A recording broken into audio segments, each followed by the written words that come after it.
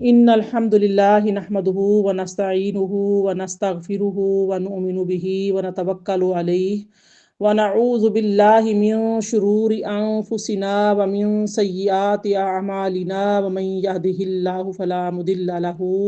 ومن يضلله فلا هادي له ونشهد أن لا إله إلا الله وحده لا شريك له ونشهد أن محمدا عبده ورسوله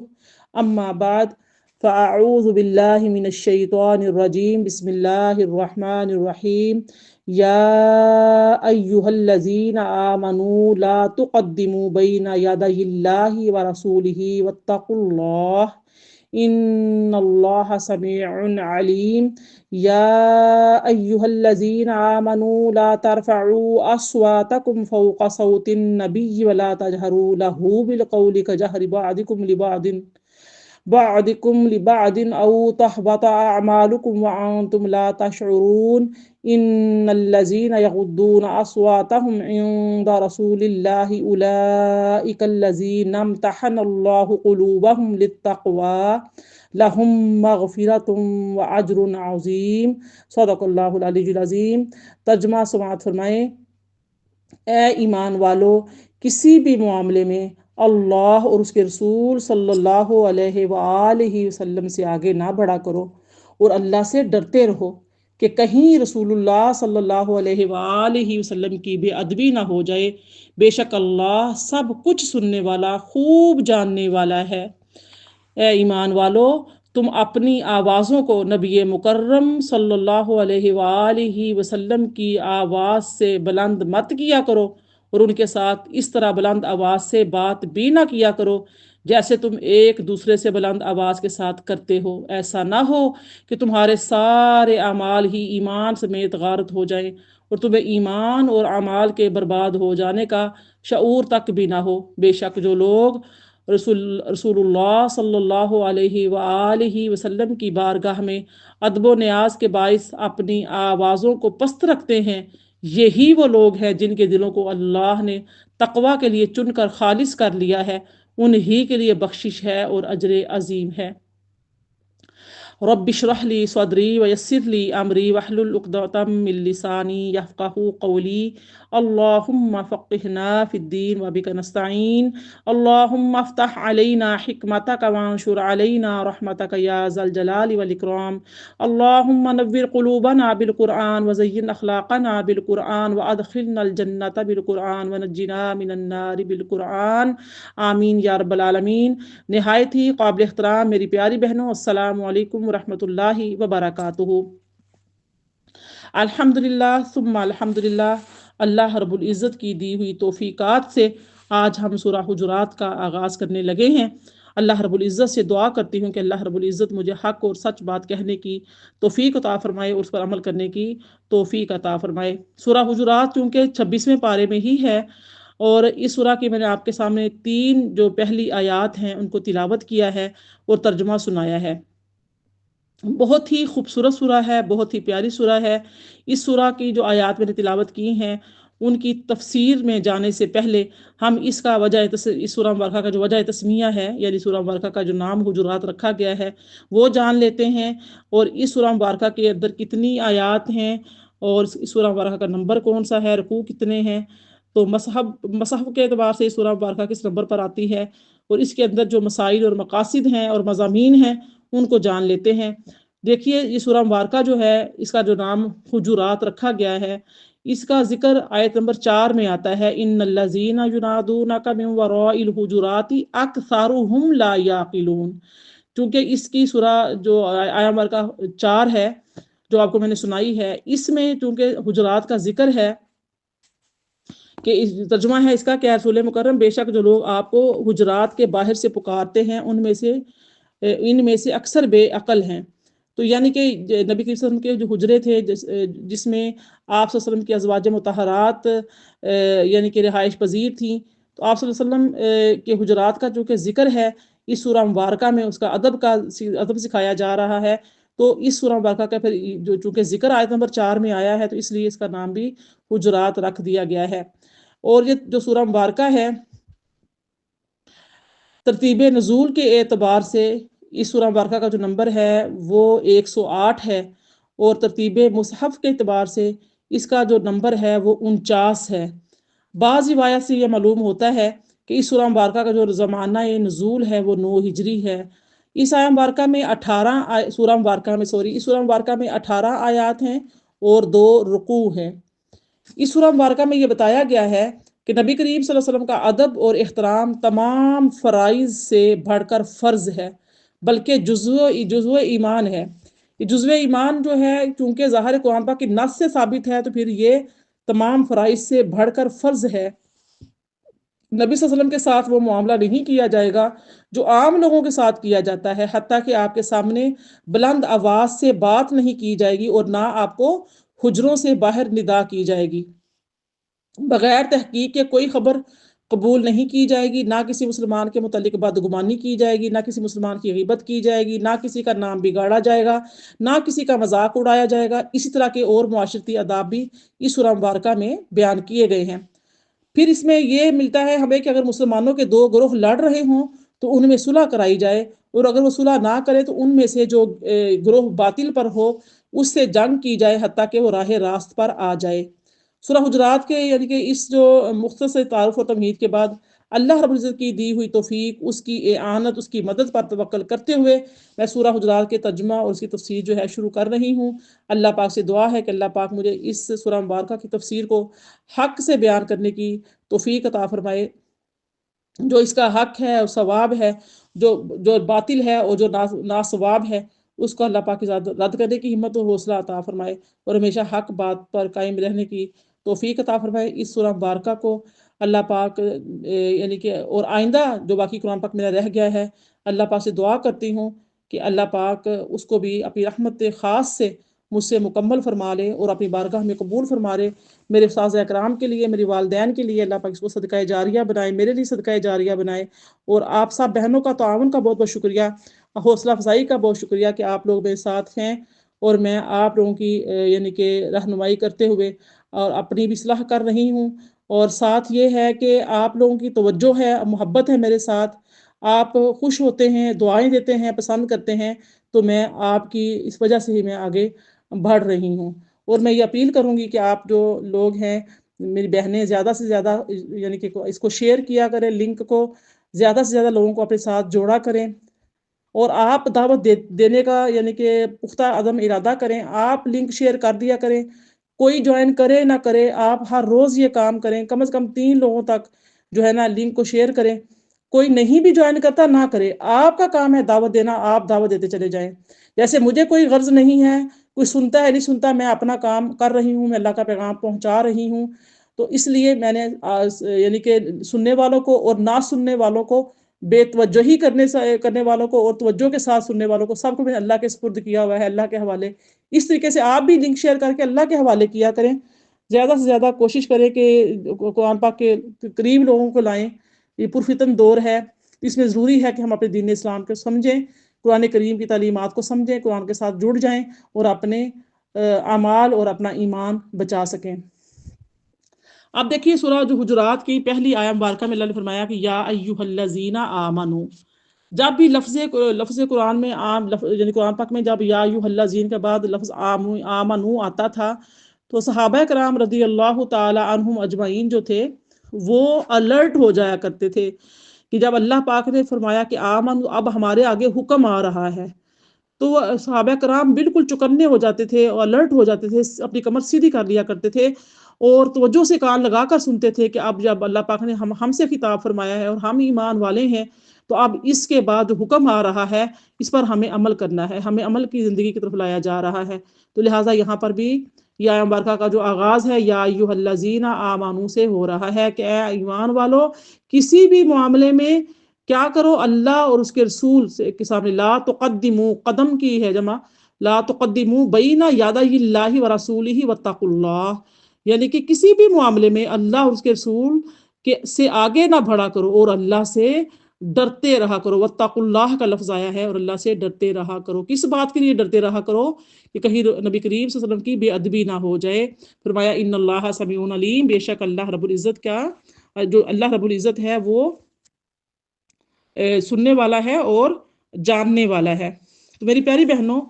اس سے جو پہلی سورہ مبارکہ تھی، سورہ فتح جو گزر چکی ہے، اس سے پہلی سورہ، تو اس صورت میں حدیبیہ کی صلح کا ذکر تھا، اور صحیح بخاری میں یہ گزر چکا ہے کہ جب نبی صلی اللہ علیہ وسلم نے قریش مکہ کی شرائط پر صلح کرنے کا ارادہ کیا تو بعض صحابہ نبی کریم صلی اللہ علیہ وسلم کے اس فعل سے دل برداشتہ ہوئے۔ ظاہر ہے وہ حالت احرام میں تھے، اور مدینہ المنورہ سے مکہ کا سفر انہوں نے اونٹوں پر، گھوڑوں پر پیادہ پا کیا تھا، 1400 کی تعداد تھی، تھکا دینے والا سفر تھا، اور عمرے کی نیت سے، ارادے سے آئے تھے۔ پھر نبی کے کو خواب بھی تھا، خواب بھی آیا تھا، تو صحابہ کرام کو تو یقین تھا کہ نبی کے خواب سچے ہوتے ہیں، اور یقیناً ہوتے ہیں، لیکن ان کو یہ علم میں نہیں تھا کہ اللہ پاک کی مصلحت ہے، اللہ پاک کی حکمت ہے کہ جو عمرے کی سعادت ہے وہ ہمیں اس سال نصیب نہیں ہوگی، تو تھوڑا سا دل برداشتہ تھے۔ اور حضرت عمر رضی اللہ تعالیٰ نے آپ سے اس فیصلے پر کافی بحث کی۔ اس سے متصل صورت میں اللہ تعالیٰ نے مسلمانوں کو یہ تنبیہ کی کہ اے ایمان والو، اللہ اور اس کے رسول پر سبقت نہ کرو، آگے نہ بڑھو۔ قتادہ جو ہے وہ کہتے ہیں کہ بعض لوگ یہ کہتے تھے کہ کاش میرے متعلق یہ نازل ہوتا، کاش میرے متعلق وہ نازل ہوتا، اس پر یہ آیت مبارکہ نازل ہوئی۔ اس پر حضرت ابن عباس رضی اللہ تعالیٰ عنہ نے فرمایا کہ لوگوں کو رسول اللہ صلی اللہ علیہ وسلم کے سامنے کلام کرنے سے منع فرمایا ہے۔ مجاہد کہتے ہیں کہ اللہ اور رسول کے متعلق کوئی بات نہ کرو حتیٰ کہ اللہ تعالیٰ اپنے رسول کی زبان سے بتائے۔ اسی طریقے سے حسن بصری فرماتے ہیں کچھ لوگوں نے رسول اللہ صلی اللہ علیہ وسلم کے نماز پڑھانے سے پہلے قربانی کر لی تو ان کو حکم دیا گیا کہ وہ دوبارہ قربانی نہ کریں۔ زجاج کہتے ہیں جن عبادات کے اوقات مقرر ہیں ان کے وقت آنے سے پہلے ان عبادات کو نہ کرو۔ جیسے کچھ لوگ سفر میں ہوتے ہیں تو نمازیں ملا کر پڑھ لیتے ہیں، اور وہ اتنی جلدی میں ہوتے ہیں کہ وہ بھی دوسری نماز ہے اس کا وقت داخل ہی نہیں ہوا ہوتا، قریب بھی نہیں ہوتا۔ ایک ہوتا ہے نا کہ چلے جو پہلی نماز ہے، فرض کریں ظہر کی نماز ہے، اس کا آخری وقت ہے، ابھی عصر کی نماز کا وقت شروع نہیں ہوا، تو آپ تو دونوں نمازیں ملا لیں تو ٹھیک ہے، لیکن ابھی ظہر کی نماز فرض کریں 12:30 بجے ہو رہی ہے، 1 بجے ہو رہی ہے، تو وہ 1 بجے ساتھ عصر کی ملا کے پڑھ لیں گے، جبکہ عصر کا ٹائم کا ابھی داخل ہی نہیں ہوا۔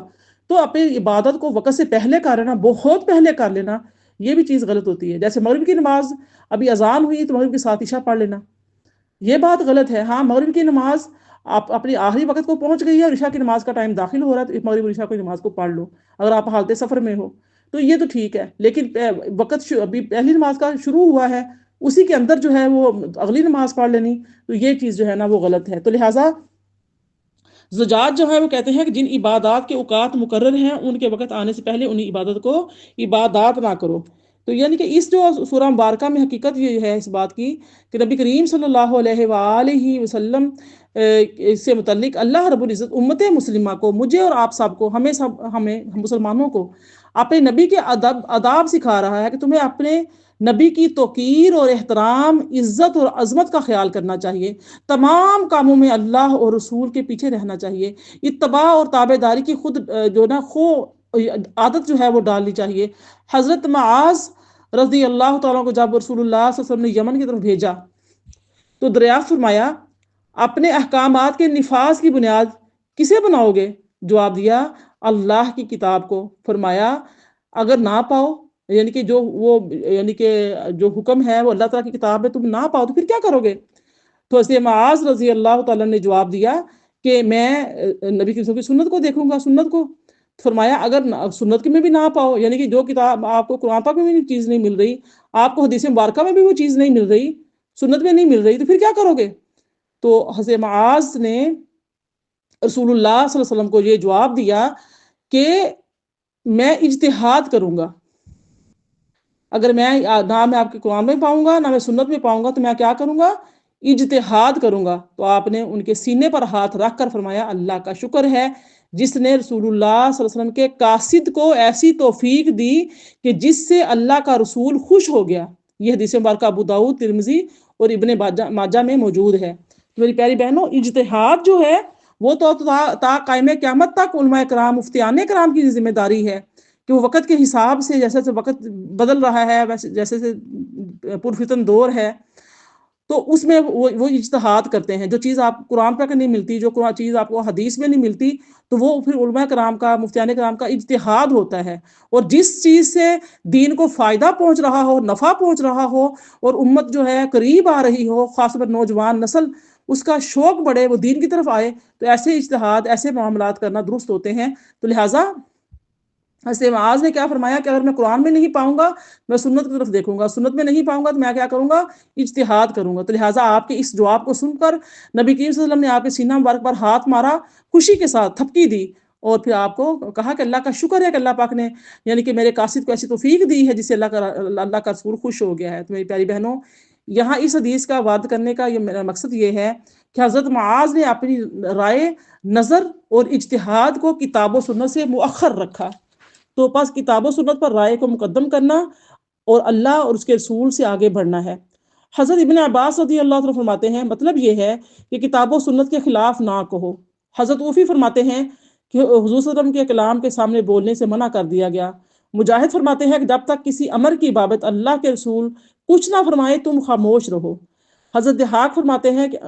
یعنی کہ امر دین جو ہے، جو دین کے احکامات ہیں، تو امر دین جو ہے احکام شرعی میں سوائے اللہ کے کلام اور اس کے رسول کی حدیث کے تم کسی اور چیز سے فیصلہ نہ کرو۔ حضرت سفیان ثوری کا ارشاد ہے کہ کسی قول اور فعل میں اللہ اور اس کے رسول پر پہل نہ کرو۔ امام حسن بصری فرماتے ہیں کہ مراد یہ ہے کہ امام سے پہلے دعا نہ کرو۔ جیسے بعض لوگ ہوتے ہیں کہ امام ابھی یعنی کہ نماز امام کے پیچھے پڑھتے ہیں مقتدی، لیکن امام سے پہلے رکوع میں جا رہے ہوں گے، امام سے پہلے رکوع سے اٹھ رہے ہوں گے، سجدے میں امام سے پہلے اٹھ رہے ہوں گے، امام سے پہلے سلام پھیر رہے ہوں گے، ہر کام وہ رکوع، قیام، سجود سب کچھ امام سے پہلے پہلے کر رہے ہوں گے، جبکہ امام کی اتباع کرنے کا حکم ہے۔ ٹھیک ہے، تو اسی طرح نماز باطل ہو جاتی ہے۔ لہٰذا جب آپ مسجد سے جائیں، خواتین ہوں یا مرد حضرات ہوں، ابھی رمضان مبارک کی آمد ہے، تو آپ کیا کریں کہ امام سے سجدے سے پہلے سجدے سے سر نہ اٹھائیں، اس کے سلام پھیرنے سے پہلے سلام نہ پھیریں، ان کی تکبیر کہنے سے پہلے تکبیر نہ کہیں، قیام جو ہے، قومہ ہے، جو بھی ارکان ہیں نماز کے، امام سے پہلے کوئی بھی رکن ادا نہ کریں۔ تو حضرت قتادہ فرماتے ہیں کہ لوگ کہتے ہیں کہ اگر فلاں فلاں میں حکم اترے تو اس طرح رکھنا چاہیے، اللہ نے ناپسند فرمایا۔ پھر یعنی کہ اللہ پاک نے یہ ساری چیزیں جو ہے نا ناپسند فرمائی۔ پھر اللہ پاک نے سورہ حجرات کے آیت نمبر 2 میں فرمایا کہ اے ایمان والو، اپنی آوازوں کو اپنے نبی کی آواز پر بلند نہ کرو۔ اب دیکھیں حضرت اقرا بن حابس رضی اللہ تعالیٰ بیان کرتے ہیں کہ نبی صلی اللہ علیہ وسلم کی خدمت میں حاضر ہوئے تو حضرت ابو بکر نے عرض کیا، یا رسول اللہ، ان کو ان کی قوم پر عامل بنا دیجئے۔ تو حضرت عمر نے کہا، یا رسول اللہ، ان کو عامل بنا بنائیں۔ پھر ان دونوں نے نبی صلی اللہ علیہ وسلم کے سامنے بحث کی، یعنی کہ حضرت صدیق اکبر، حضرت عمر فاروق رضی اللہ تعالیٰ عنہما کی بحث ہو گئی، حتیٰ کہ ان کی آوازیں بلند ہو گئیں۔ حضرت ابو بکر نے حضرت عمر سے کہا کہ تم صرف میری مخالفت کا ارادہ کرتے ہو۔ تو حضرت عمر رضی اللہ عنہ نے کہا، تم صرف میری مخالفت کا ارادہ کرتے ہو۔ اس موقع پر بھی آیت مبارکہ نازل ہوئی، تو فرمایا کہ یا ایھا الذین آمنوا لا ترفعوا اصواتکم فوق صوت النبی ولا تجہروا لہ بالقول کجہر بعضکم لبعض، یعنی کہ اے ایمان والو، تم اپنی، یہاں پر بھی ایمان والوں سے خطاب ہے، اے ایمان والو، تم اپنی آوازوں کو نبی مکرم کی آواز سے بلند مت کیا کرو، اور ان کے ساتھ اس طرح بلند آواز سے بات بھی نہ کیا کرو جیسے تم ایک دوسرے سے بلند آواز کے ساتھ کرتے ہو۔ اب یہ دیکھیں منع کر دیا گیا۔ اس پر نبی کریم صلی اللہ علیہ وسلم جو ہیں یعنی کہ یہ جب یہ آیت مبارکہ نازل ہو گئی کہ اے ایمان والو، اپنی آوازوں کو اپنی نبی کی آواز سے بلند مت کرو، تو اس کے بعد حضرت عمر بن خطاب رضی اللہ تعالیٰ نبی صلی اللہ علیہ وسلم کے سامنے بات کرتے تو ان کی آواز سنائی نہیں دیتی تھی، حتیٰ کہ ان سے سوال کیا جاتا کہ آپ نے کیا کہا ہے۔ اتنا خاموشی سے، اتنا پست آواز میں پھر بات کرتے تھے، اتنا الرٹ ہو گئے، اتنا ڈر گئے تھے۔ یہ صحابہ کرام کے عمل کا یعنی کہ ہے عمل تھا۔ یہ حدیث مبارکہ صحیح بخاری، سنن ترمذی، مسند احمد میں ہے۔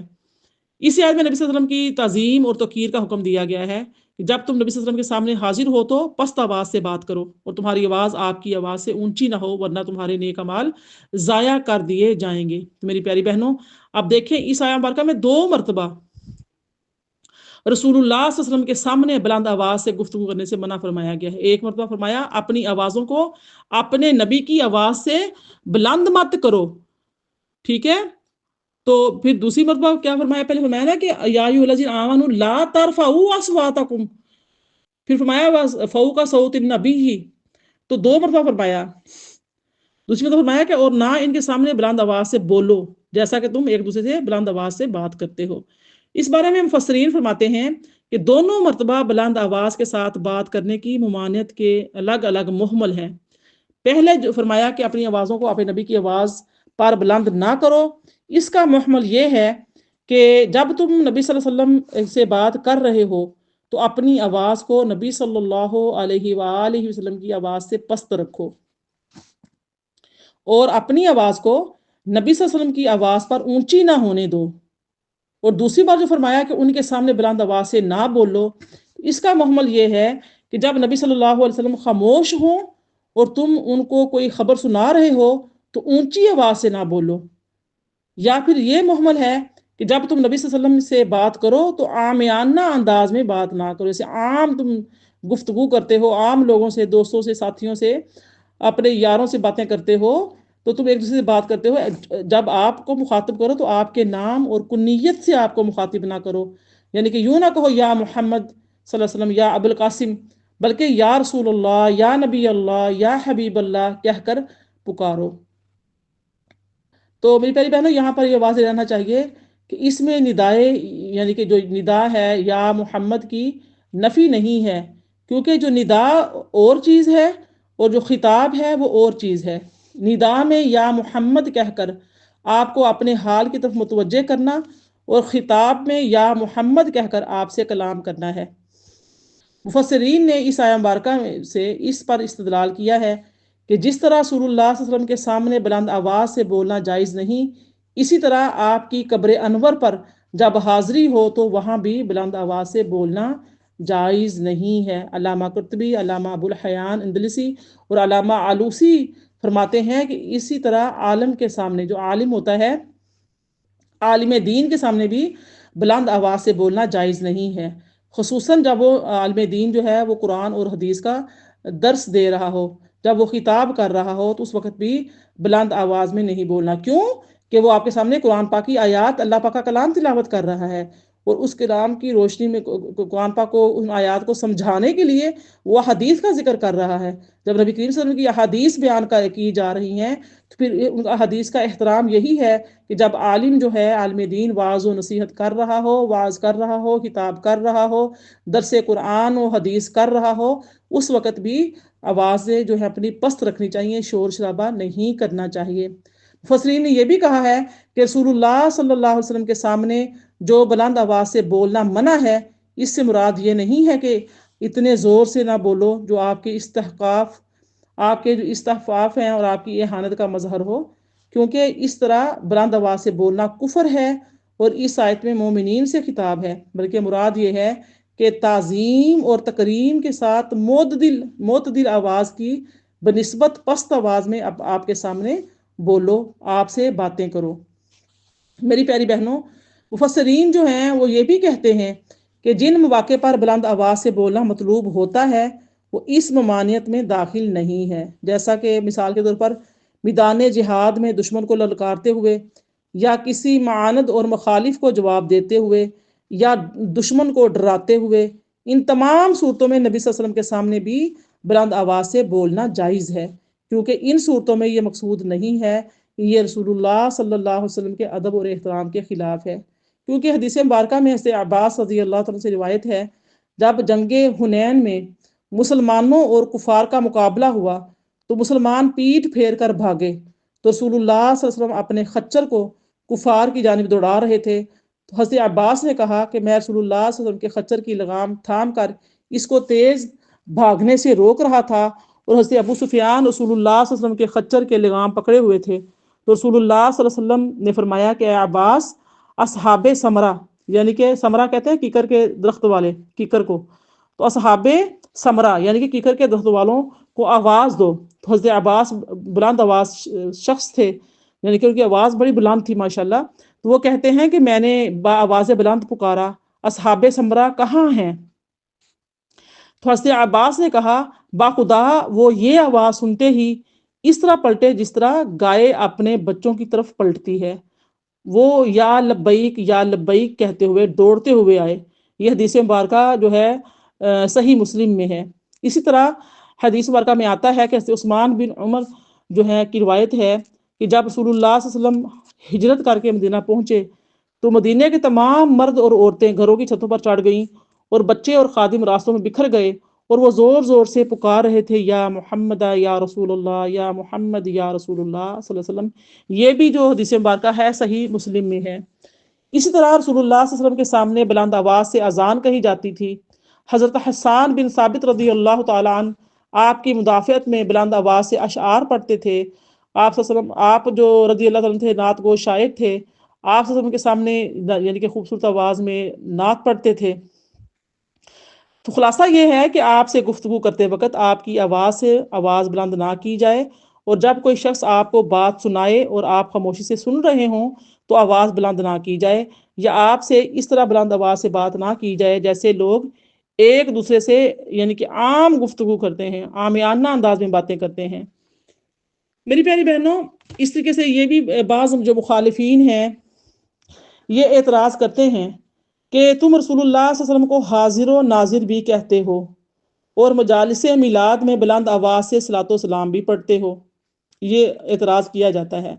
جبکہ رسول اللہ صلی اللہ علیہ وسلم کے سامنے بلند آواز سے بات کرنا جائز نہیں ہے۔ وہ ان آیات کا حوالہ دیتے ہیں۔ اس کا جواب جو ہے وہ اہل سنت والجماعت کے جو مفسرین ہیں وہ دیتے ہیں کہ حاضر و ناظر کا یہ معنی نہیں ہے کہ جو ہمارا عقیدہ ہے اہل سنت والجماعت کا، ہمارا عقیدہ یہ ہے کہ آپ ہر جگہ ہر وقت موجود ہیں، یہ صرف اللہ جل شانہ کی شان ہے۔ یعنی کہ ہمارا یہ عقیدہ نہیں کہ نبی صلی اللہ علیہ وسلم ہر وقت ہر جگہ موجود ہیں، یہ ہمارا عقیدہ نہیں ہے۔ کیوں؟ یہ صرف اور صرف شان اللہ رب العزت کی ہے، بلکہ اس کا معنی یہ ہے کہ آپ اپنی قبر انور میں موجود ہیں اور کائنات آپ کے سامنے ہے اور آپ اس کو دیکھ رہے ہیں، اور جب چاہیں جہاں چاہیں اللہ پاک کی اذن سے آپ کی روح جو ہے تشریف لے جا سکتی ہے۔ جیسا کہ ابھی معراج شریف کی رات گزری، معراج شریف گزرا ہے، اس میں کیا تھا، تمام انبیاء اکرام ارواح اور اجسام کے ساتھ مسجد اقصی میں موجود تھی اور سب نے نبی کی وسلم کی امامت میں نماز ادا کی۔ پھر تمام انبیاء کرام جو ہیں وہ ساتوں آسمانوں پر پائے گئے، تو آپ ابراہیم علیہ السلام سے گفتگو آپ نے فرمائی، سے موسیٰ علیہ السلام سے، عیسیٰ علیہ السلام سے، ادریس علیہ السلام سے، اس کے بعد آدم علیہ السلام سے، تمام انبیاء کرام جو ہیں رستے یعنی کہ آپ کو ہر آسمان پہ ملتے چلے گئے۔ تو کیونکہ یہ اللہ تعالیٰ کی شان ہے، اللہ پاک قادر مطلق ہے، لہٰذا اگر ہمارا ذہن نہیں مانتا نعوذ باللہ اس باتوں پر چیزوں پہ تو ہمیں خاموش رہنے کا حکم ہے۔ ہم کیوں اپنے اعمال کو ضائع کریں؟ اس باعثوں میں کیوں پڑھنا ہی نہیں چاہیے۔ میں تو بالکل اس حق میں نہیں ہوں۔ حضرت ثوبان رضی اللہ تعالیٰ بیان کرتے ہیں کہ رسول اللہ صلی اللہ علیہ وسلم نے فرمایا، بے شک اللہ عز و جل نے تمام روئے زمین کو میرے لیے لپیٹ دیا اور میں نے اس کے تمام مشارق اور مغارب کو دیکھ لیا۔ یہ حدیث مبارکہ صحیح مسلم میں، سنن ابو داود میں، سنن ترمذی میں، سنن ابن ماجہ میں رقم کی گئی ہے۔ حضرت عمر رضی اللہ عنہ بیان کرتے ہیں کہ رسول اللہ نے فرمایا، اللہ عز و جل نے میرے لیے دنیا اٹھا کر رکھ دی اور میں دنیا کو اور جو کچھ قیامت تک دنیا میں ہونے والا ہے اس کو دیکھ رہا ہوں، جیسے کہ میں اپنی اس ہتھیلی کو دیکھ رہا ہوں۔ خلیۃ الاولیاء حافظ ہیثمی جو ہیں وہ کہتے ہیں کہ اس حدیث کو طبرانی نے روایت کیا ہے۔ باقی رہا آپ کے سامنے بلند آواز سے صلاۃ و سلام پڑھنا، تو متعدد مفسرین کے حوالوں سے بیان کر چکے ہیں کہ آپ کے سامنے متعلقاً بلند آواز سے بولنا منع ہے۔ آپ کی تعظیم توقیر کے کلمات کو بلند آواز سے پڑھنا جائز ہے، جیسا کہ ہجرت کے موقع پر انصار کے مرد و عورتیں اپنے مرد عورتیں اور بچے آپ کے استقبال کرتے ہوئے بلند آواز سے نعرے بھی لگا رہے تھے اور نعت بھی پڑھ رہے تھے۔ نعرہ کیا تھا؟ یا محمد یا رسول اللہ، یا محمد یا رسول اللہ صلی اللہ علیہ وسلم۔ اور نعت کون سی تھی؟ تو طلع البدر علینا من ثنیات الوداع، تو یہ نعتیہ کلام پڑھ رہے تھے دف کے ساتھ۔ تو آپ کے سامنے بلند آواز کے ساتھ اذان دی جاتی تھی۔ حضرت حسان رضی اللہ عنہ آپ کی مدح میں بلند آواز کے ساتھ اشعار پڑھتے تھے۔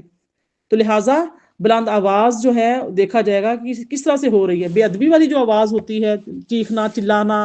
اونچی اونچی رونا، آپ کے مزار اقدس پہ جب نبی صلی اللہ علیہ وسلم روزہ مبارک پہ وہاں پہ جانا، ایک فرط محبت میں کچھ ایسے واقعات یاد آ جاتے ہیں جب انسان آپ سب کی سیرت پڑھتا ہے۔ جب مدینہ منورہ کی گلیاں دیکھتا ہے، بازار دیکھتا ہے، وہ پہاڑ دیکھتا ہے، وہ صحرا دیکھتا ہے، جب وہ آقا کریم صلی اللہ علیہ وسلم کی ان کے خاص مقامات پر جاتا ہے تو وہ یعنی کہ روتا ہے، لیکن وہاں پہ وویلا مچانا، آہ و بکا کرنا، زیادہ زور و گل کرنا، یہ بے ادبی میں آ جاتا ہے۔ لیکن چونکہ اگر اس کے آنسو آ جاتے ہیں، ایسے واقعات چیزیں یاد آتی ہیں، صحابہ کرام کی زندگیاں اور نبی قسم کی زندگی، حیات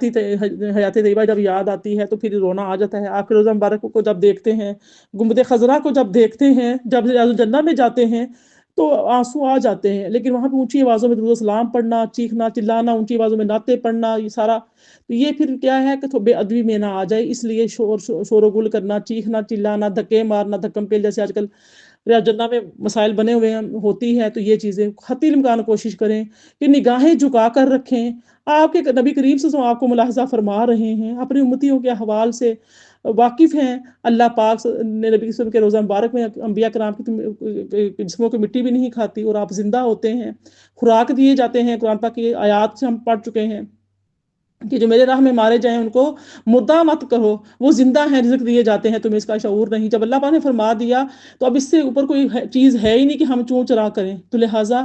بردرجہ اولا یہ ہے کہ جب آپ آقا صلی اللہ علیہ وسلم کی مسجد نبوی شریف میں جائیں تو وہاں پر بالکل نگاہیں جھکائے ہوئے، مکمل طور پہ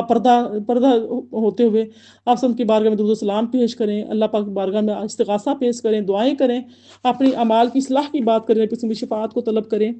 حضرت انس بن مالک رضی اللہ عنہ بیان کرتے ہیں کہ نبی صلی اللہ علیہ وسلم حضرت ثابت بن قیس رضی اللہ عنہ کو گم پایا تو ایک شخص نے کہا یا رسول اللہ میں آپ کو اس کی خبر لا کر دوں گا۔ پس وہ شخص ان کے پاس گیا تو اپنے گھر میں سر جھکائے بیٹھے تھے۔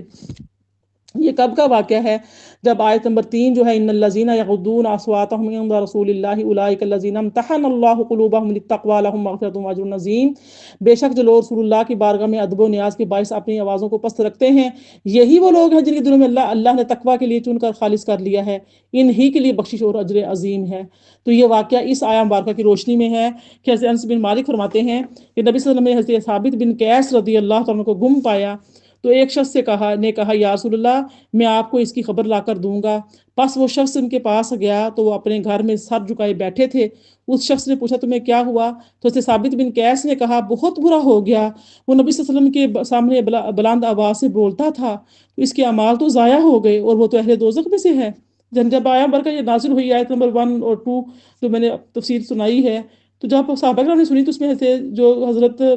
قیس تھے، ثابت بن قیس، وہ ان کا حال یہ ہو گیا کہ انہوں نے آنا ہی چھوڑ دیا نبی پاک کی بارگاہ میں اور رونے لگے کہ یہ تو میرے اعمال سارے ضائع ہو گئے، میں تو دوزخ میں سے ہو گیا۔ پھر وہ شخص جو نبی کی سے کہہ کر گیا تھا کہ میں پتہ لے کر آؤں گا اسے ثابت بن قیس کا، تو اس نے جا کر نبی صلی اللہ علیہ وسلم کو خبر دی، اسے ثابت بن قیس کا حال بیان کیا کہ اس طرح وہ کہہ رہے ہیں کہ میرے تو سارے اعمال ضائع ہو گئے اور میں تو جہنمی ہو گیا، کیونکہ میں تو نبی کے سامنے بلند آواز سے بات کرتا تھا۔ تو پھر وہ شخص دوبارہ حضرت ثابت بن قیس کے پاس عظیم بشارت لے کر گیا، یعنی کہ اللہ پاک نے فرمایا، نبی صلی اللہ علیہ وسلم نے فرمایا کہ جا کر ان کو خبر دو کہ حضرت ثابت بن قیس اس طرح کہہ رہے تھے۔ پھر وہ شخص دوبارہ حضرت ثابت بن قیس کے پاس عظیم بشارت لے کر گیا، نبی صلی اللہ علیہ وسلم نے فرمایا تم اس کے پاس جاؤ اور اس سے کہو کہ تم اہل دوزخ سے نہیں ہو بلکہ تم تو اہل جنت سے ہو، صحیح بخاری میں ہے۔ تو حضرت ثابت کے پاس گئے اور ان سے پوچھا کہ وہ رسول اللہ کی مجلس میں کیوں حاضر نہیں ہوتے؟ انہوں نے کہا یہ آیت سورہ حجرات کی آیت نمبر 3 جو نازل ہو چکی ہے اور تم کو معلوم ہے کہ میری آواز رسول اللہ کے سامنے تم سب سے بلند ہے، سو میں تو اہل دوزخ سے ہوا۔ حضرت سعد نے جا کر نبی صلی اللہ علیہ وسلم کو بتایا تو رسول اللہ صلی اللہ علیہ وسلم نے فرمایا بلکہ وہ اہل جنت میں سے ہے، صحیح مسلم میں حدیث مبارکہ ہے۔ تو حضرت ثابت بن قیس انصاری تھے، ان کا تعلق خزرج سے تھا، خزرج قبیلہ ہے نا، تو قبیلہ خزرج سے تھا۔ اس حدیث میں ان کے لیے عظیم بشارت ہے کہ وہ جنتی ہیں اور جنگ یمامہ میں شہید ہوئے۔ اس حدیث میں یہ بھی دلیل ہے کہ متعلقاً نبی صلی اللہ علیہ وسلم کے سامنے اونچی آواز سے بات کرنے پر وعید نہیں ہے۔ اگر کوئی شخص قدرتی طور پر بلند آواز سے بولتا ہو اور اس کی آواز غیر اختیاری طور پر نبی صلی اللہ علیہ وآلہ وسلم کی آواز سے اونچی ہو جائے تو اس میں کوئی حرج نہیں۔ ایک بندے کا ووکل ہی اونچی ہے نا، بعض مرد ہوتے ہیں یا بعض عورتیں ہوتی ہیں، ان کا ویسے ہی قدرتی طور پہ جو ہے نا ان کو اختیار نہیں ہوتا، کنٹرول کرنا چاہیے عورتوں کو، تو خاص طور پر زیادہ اونچی آواز میں نہیں بولنا چاہیے، لیکن پھر بھی بعض کا ووکل بہت اونچی ہوتا ہے، بعض مرد ایسے ہوتے ہیں تو وہ قدرتی طور پہ ایسی آواز ہو، آواز بلند جس میں بدتمیزی کا شائبہ نہ ہو، بے ادبی کا شائبہ نہ پایا جاتا ہو، ویسی آواز اونچی ہو تو اس میں انسان کا اختیار نہ ہو تو وہ تو معاف ہے، اس میں کوئی حرج نہیں۔ پھر فرمایا اس آیہ مبارکہ میں کیا فرمایا کہ بے شک یہ وہی لوگ ہیں جن کے دلوں کو اللہ نے تقوی کے لیے پرکھ لیا ہے۔ اب دیکھیں تقوی کا معنی ہے اللہ کا خوف، خوف خدا۔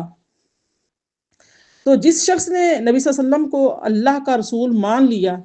اور آپ کی اس قدر تعظیم کی کہ آپ کے سامنے اپنی آواز پست رکھی کہ کہیں زور سے بولنے کی وجہ سے اس کے اعمال ضائع نہ ہو جائیں، تو اس کے دل میں اللہ تعالیٰ کی تعظیم کس قدر زیادہ ہوگی۔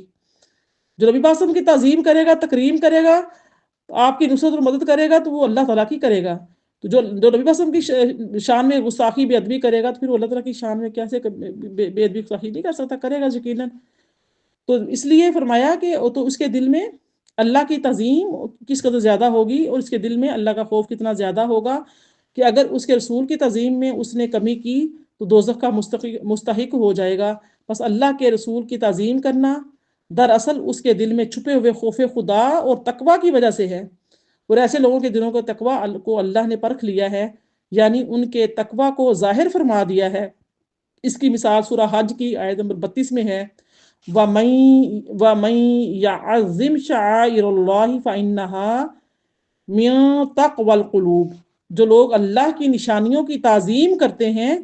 تو یہ ان کے دلوں میں خوف خدا کی وجہ سے اللہ کی نشانیوں کی تعظیم کرنا۔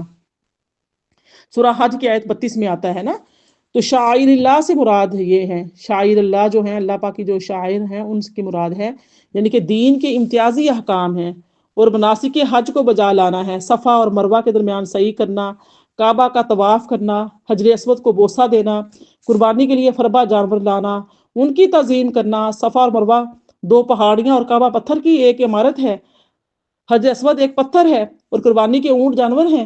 اور فی نفس ہی ان کی تعظیم کی کوئی وجہ بھی نہیں ہے، لیکن حج کرنے والا جوان جو ان کی تعظیم کرتا ہے تو وہ اللہ کے حکم کی وجہ سے کرتا ہے۔ پس جو شخص اللہ کے حکم کی وجہ سے ان پتھروں اور جانوروں کی تعظیم کرتا ہے، اس کے دل میں اللہ کی تعظیم کس قدر ہوگی اور اللہ کا خوف اور تقوی کتنا زیادہ ہوگا۔ تو میری پیاری بہنوں، ادب اور احترام بالکل نکلتا چلا جا رہا ہے۔ بچوں نے ماؤں نے اللہ ماشاء اللہ اپنے اولادوں کو تعظیم، تکریم، استاد کی، اپنے بڑوں کی سکھانی بالکل چھوڑ دی ہے۔ جو درس، جو سبق، جو تربیت میں ہمیں ملتا تھا، ہمارے والدین ہمیں دیتے تھے، ہمارے آباء و اجداد کی عزت ہے، توقیر ہے، تکریم ہے، استاد کا احترام ہے، اس کو کھڑے ہو کر سلام کرنا ہے، اس کے لیے جگہ چھوڑ دینا ہے، تو وہ اب چیز نہیں رہی۔ والدین کے بچوں کے سامنے استاد کی برائیاں کرتے ہیں، استاد جو ہے پھر وہ بھی بچوں کے سامنے ویسا نہیں رہا، یعنی کہ کردار دونوں طرف جو ہے نا خراب ہو چکے ہیں۔ تو تکریم و تعظیم جب تک ہم اپنے گھر کے بڑوں کی نہیں کریں گے، وہ عادت جو نہیں بنے گی اپنے سے بڑے کی، بڑے بھائی سے، بڑی بہن سے بات کرنے کی، اپنے خالہ سے، اپنی پھپھو سے، چچی سے، تائی سے، جو آپ کی عمر میں آپ سے بڑے ہیں، ان کی تعظیم، ان کی ادب، ان کا احترام نہیں ہوگا، باپ کا احترام نہیں ہوگا، ماں کا احترام نہیں ہوگا، دادی دادا نانی نانا کا نہیں ہوگا، ماموں خالہ کا احترام نہیں ہوگا، تو پھر کیا ہوگا؟ آہستہ آہستہ یہ ادب جب نکلتا چلا گیا تو نہ اللہ کا خوف رہا باقی، نہ رسول اللہ صلی اللہ علیہ وسلم کا وہ احترام، وہ ادب، وہ تعظیم نہیں رہی۔ ہاں الفاظوں کے ساتھ ہے، نام آیا، نام نامی آیا تو فوراً درود پاک پڑھ لیا، نام نامی آیا فوراً انگوٹھے چوم کے کانوں سے آنکھوں سے لگا لیے، گردن جھکا لی وقتی طور پر، لیکن اصل تعظیم و تکریم کیا ہے کہ آپ صلی اللہ علیہ وسلم کے احکامات کو بجا لانا، آپ کی سنتوں کی پیروی کرنا۔ اصل ادب اور احترام یہ ہے۔ کوئی بچہ، آپ کسی بچے کو آواز لگاتے ہیں، اس کو آواز دیتے ہیں، آپ کو کوئی اس سے کام ہے، کوئی بات کرنی ہے، تو وہ وہاں بیٹھا جی جی کر رہا، جی امی آیا، جی ابو آیا، تو کیا آپ کو اچھا لگے گا؟ وہ بچہ اچھا لگے گا جو دوڑ کر آئے اور آپ جو اس کو کام کہیں وہ اس کام کو کر دے، یا آپ اس کو جو اس سے بات کہیں وہ بات کو ادب سے، عزت کے ساتھ اس بات کو سنیں، غور کرے اس بات کے اوپر، تو یا کوئی اس کو نصیحت کرے، کوئی وصیت کرے، اس پر عمل کرے، تو آپ کو بچہ وہ اچھا لگتا ہے، نہ کہ بیٹھ کر جی جی کرتا رہے اور بیٹھا وہ اپنے گیم کھیل رہا ہے، کسی اور چیز میں مصروف ہے، تو آپ کو اچھا کبھی نہیں لگے گا۔ تو تعظیم اور تکریم کیا ہے؟ نبی کی سنت کا جب احکامات سامنے آ جائے، جب آپ کی کوئی سنت سامنے آ جائے تو اس کو پکڑنا، اس پر عمل کرنا، یہ تعظیم اور یہ تکریم ہے، اور یہ ہے دین کی مدد اور خدمت۔ تو لہٰذا تقوی کیا ہے؟ جو اللہ تعالیٰ کی نشانیوں، اللہ نے فرمایا جو لوگ اللہ کی نشانیوں کی تعظیم کرتے ہیں تو یہ ان لوگوں کے دلوں میں خوف خدا کی وجہ سے ہے، جیسا کہ اسی آیت میں فرمایا، آیت نمبر 3 میں، کہ اولئک الذین امتحن اللہ قلوبہم للتقوی لہم مغفرۃ و اجر عظیم۔ اللہ تعالیٰ نے جن کے، یہی وہ لوگ ہیں جن کے دلوں کو اللہ نے تقوی کے لیے چن کر خالص کر لیا ہے، انہی کے لیے بخشش ہے اور اجر عظیم ہے۔ یعنی بخشش اور اجر عظیم کس کے لیے ہے؟ جو اللہ کا تقوی اختیار کرتے ہیں، اللہ تعالیٰ سے ڈرتے ہیں اور اللہ تعالیٰ کی جو نشانیاں ہیں ان کی تعظیم کرتے ہیں۔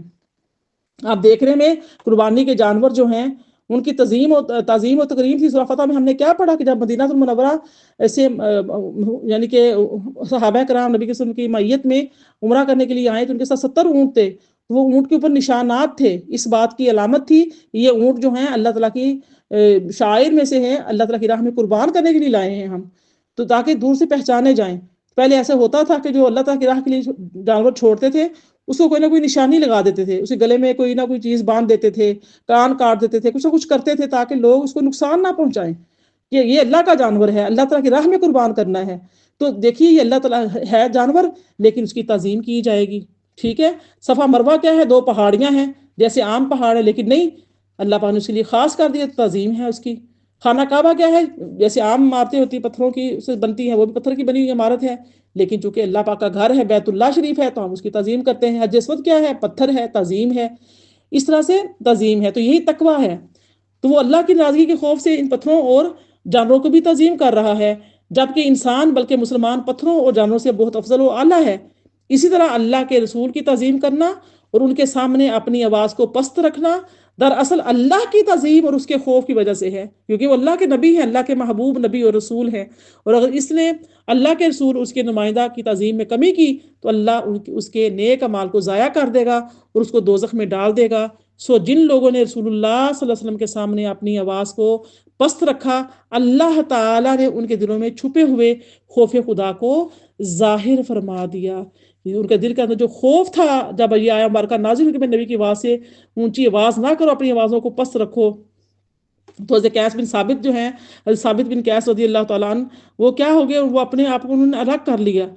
نبی کی وسلم کے سامنے ہی نہیں آتے تھے، آپ کی بارگاہ میں آنا چھوڑ دیا۔ جب آپ نے دیکھا کہ قیس جو ہے نظر نہیں آتے تو آپ نے صحابی رسول حضرت سعد کو بھیجا، جاؤ سعد پتہ کرو قیس کا۔ جب آپ وہاں پہ گئے تو کیا دیکھتے ہیں؟ ایک روایت میں آتا ہے کہ آپ نے اپنے آپ کو جو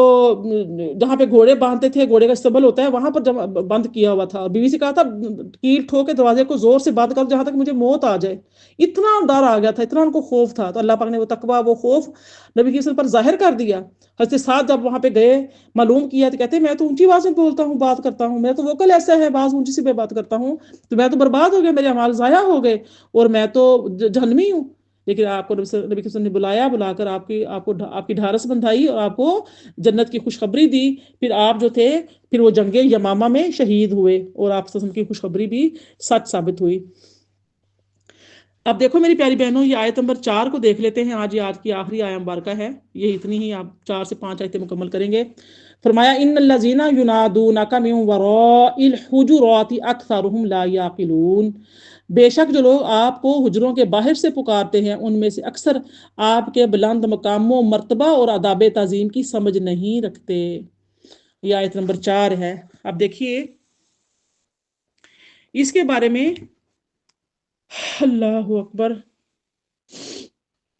حضرت برہ بن عازب رضی اللہ عنہ بیان کرتے ہیں کہ ایک شخص نے کھڑے ہو کر کہا یا رسول اللہ، بے شک میری تعریف کرنا نیک عمل ہے اور میری مذمت کرنا برا عمل ہے، تو رسول اللہ نے فرمایا یہ صرف اللہ عز و جل کی شان ہے، سنن ترمذی۔ تو اس کے بارے میں علامہ ابو الحسن علی محمد الماوردی وہ فرماتے ہیں کہ اس آیت مبارکہ کی شان نزول میں چند اقوال ہیں۔ ایک تو یہ ہے جو قتادہ ہیں وہ بیان کرتے ہیں کہ ایک شخص نے نبی صلی اللہ علیہ وسلم کے پاس گیا اور حجرے کے باہر سے آپ کو ندا کی یا محمدہ، میری تعریف کرنا نیک عمل ہے اور میری مذمت کرنا برا عمل ہے۔ اس پر نبی صلی اللہ علیہ وسلم حجرے سے باہر آئے، فرمایا تم پر افسوس ہے، یہ تو صرف اللہ سبحانہ تعالیٰ کی شان ہے۔ اس آیت مبارکہ پر یہ آیت مبارکہ نازل ہوئی۔ حضرت زید بن ارقم رضی اللہ تعالیٰ عنہ بیان کرتے ہیں کہ نبی صلی اللہ علیہ وسلم کے پاس کچھ لوگ آئے، انہوں نے کہا تھا کہ اس شخص کے پاس چلو، اگر یہ واقعی نبی ہیں تو ان کی اتباع کر کے ہم لوگوں میں سب سے زیادہ خوش قسمت ہوں گے، اور اگر وہ فرشتے ہیں تو ہم ان کے پروں کے سائے میں زندہ رہیں گے۔ تو پھر وہ نبی صلی اللہ علیہ وسلم کے پاس گئے اور آپ کو ندا کی یا محمد صلی اللہ علیہ وسلم۔ اس وقت آپ اپنے حجرے میں تھے، تب اللہ تعالیٰ نے یہ آیا مبارکہ کو نازل فرمایا۔ اور ایک قول اس آیا مبارکہ کی بارے میں یہ آتا ہے کہ وہ بنو تمیم کا وفد تھا، مقاتل کہتے ہیں وہ 9 افراد تھے جو آئے تھے، ہر بدو تھے، آتے تھے نبی وسلم کے ساتھ ملنے کے لیے، کیونکہ بدو تھے تو پھر وہ اپنی بدوی زبان میں ہی اپنے لہجے میں پکارتے تھے، ندا کرتے تھے، تو اللہ پاک کو یہ ندا کرنا پسند نہیں تھا۔ ان کے متعلق فرمایا کہ ان میں سے اکثر بے عقل ہیں۔ اس پر یہ اعتراض ہے کہ انسان ہونے کی وجہ سے ان میں عقل تو تھی، پھر ان کو بے عقل کیوں فرمایا؟ ابن ابہر جو ہے وہ کہتے ہیں کہ اس کا معنی ہے کہ وہ بے علم ہیں، اور علم کو عقل سے تعبیر کیا، کیونکہ علم عقل کا ثمرہ ہے، عقل کا پھل ہے، اور اس کا معنی یہ بھی ہے کہ ان کا یہ فعل عقل والوں کے فعل کے خلاف تھا۔ عقل ہوتی، پتہ ہوتا، شعور ہوتا کہ یہ اللہ کے رسول ہیں، اللہ کے نبی ہیں، اللہ کے بھیجے ہوئے اللہ کے نمائندے ہیں، تو پھر اس طریقے سے حجرے کے باہر کھڑے ہو کے بے ادبی کے ساتھ اونچی آواز بلند آپ کا نام نامی اسلامی یا محمدہ لے کر نہ پکارتے، تو اس لیے ان کو بے عقل کہا گیا ہے۔ آیت نمبر 5 میں فرمایا وَلَوْ أَنَّهُمْ صَبَرُوا حَتَّى تَخْرُجَ إِلَيْهِمْ لَكَانَ خَيْرًا لَّهُمْ وَاللَّهُ غَفُورٌ رَّحِيمٌ، اور اگر وہ لوگ صبر کرتے یہاں تک کہ آپ خود ہی ان کی طرف باہر تشریف لے آتے تو یہ ان کے لیے بہتر ہوتا، اور اللہ بڑا بخشنے والا بہت رحم فرمانے والا ہے۔ میری پیاری بہنوں، یعنی ان کا جو حجرے سے باہر آپ کے انتظار کرنا اللہ تعالیٰ کی اطاعت اور اس کے رسول صلی اللہ علیہ وسلم کی اطاعت کے لحاظ سے اور رسول اللہ صلی اللہ علیہ وسلم کے ادب اور احترام کے لحاظ سے زیادہ مناسب تھا، بجائے کہ وہ آوازیں لگاتے آپ حجرے کے باہر ٹھہر جاتے، آقا کے وسلم خود تشریف لے آتے۔ یہ بھی کہا گیا ہے کہ رسول اللہ صلی اللہ علیہ وسلم نے بنو عنبر کے کچھ لوگوں کو قید کر لیا تھا، اور وہ لوگ اپنے قیدیوں کو چھڑانے کے لیے فدیہ دینے آئے تھے، بس اگر وہ آپ کے حجرے سے باہر نکلنے کا انتظار کر لیتے تو ان کے لیے زیادہ بہتر ہوتا، کیونکہ ہو سکتا تھا کہ آپ فدیہ لیے بغیر ان کے قیدیوں کو چھوڑ دیتے۔ تو میری پیاری بہنوں، اس آیت میں بھی سابقہ آیات کی طرح رسول اللہ صلی اللہ علیہ وسلم کے ادب و احترام کی تلقین کی گئی ہے، اور سورہ حجرات کی جو پہلی پانچوں جو آیتیں ہیں، یہ نبی کریم صلی اللہ علیہ وسلم کے ادب اور آپ کی احترام، آپ کی تعظیم، آپ کی توقیر سے متعلق یعنی کہ تعلیم دی جا رہی ہے، آپ کی امتیوں کو، آپ کے صحابہ کو تعلیم دی گئی، تو یہ آپ کے ادب و احترام کی تعلیم کے لیے نازل ہوئی ہیں۔ تو آج ہماری 5 آیتیں مکمل ہوئیں۔ اللہ پاک سے دعا کرتی ہوں کہ اللہ پاک ان آیات بینات کی روشنی میں حاصل ہونے والے سبق پر ہمیں عمل کی توفیق عطا فرمائے، نبی کریم صلی اللہ علیہ وسلم کی اطاعت و فرمانبرداری، اللہ پاک کو اور نبی کریم صلی اللہ علیہ وسلم کو جس طرح سے مطلوب ہے ہمیں وہ کرنے کی توفیق عطا فرمائے۔ اللہ پاک ہمیشہ مرتے دم تک آپ صلی اللہ علیہ وسلم کی عزت، آپ کی تکریم، آپ کی توقیر، آپ کی نصرت کرنے کی ہمیں توفیق عطا فرمائے، آپ کی سچی پکی غلامی ہمیں اور ہماری نسلوں کو نصیب فرمائے۔ وما علیہ الا البلاغ المبین، وآخر دعوانا ان الحمد للہ رب العالمین، ربنا تقبل منا انک انت السمیع العلیم وتب علینا انک انت التواب الرحیم۔